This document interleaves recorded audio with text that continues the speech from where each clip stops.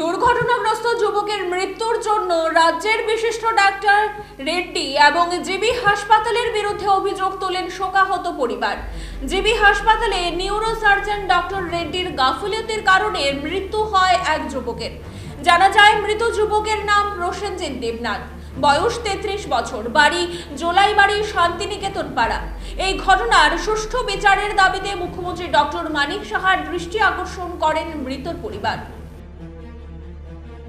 আমরা নয়টা সাড়ে নয়টার দিকে ওই একজন সাইকেলওয়ালা রাস্তা দিয়ে যাইতেছে, তানে এদিক থেকে এদিকে যাইতেছে, ওই তানের বাসাতে যায় আমার ভাই অ্যাক্সিডেন্ট করেছিল।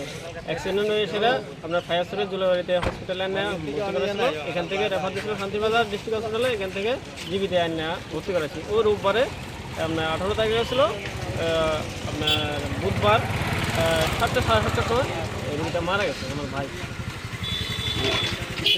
মানে ডাক্তারের গাফিলতিতে না কি এর লাগে আপনার রেড্ডি স্যারে অপারেশন করব কথা দিয়ে স্যারে তাহলে মঙ্গলবার আইয়া দেখতে গেছিলো, রাম দিয়ে গেছিলো।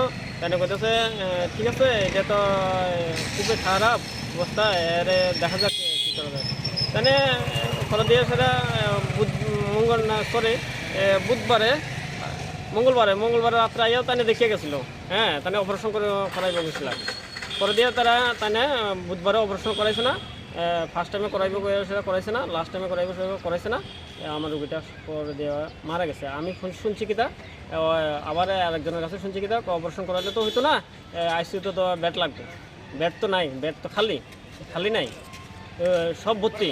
তো আমি কইতে আছি ওম্মা এইটা বেড ভর্তি খালি নাই, তো আমার রুগীটা কীভাবে অপারেশন করাবে না করবে, কোন জায়গাতে রাখবে, এটা সারে না জানে। বেডটা তো ব্যবস্থা সারে না করবো, আমরা কি জানি। এই পরে দিয়া আপনার রুগীটা মারা গেছে আমার ভাই। কার গাফিলতির লেগে এরকম হয়েছে? ওই তো রেড্ডি স্যারের অপারেশন করাবে সেটা করাইছে না, রেড্ডি স্যারের গাফিলতির কারণে তো আমার রুগীটা মারা গেছে।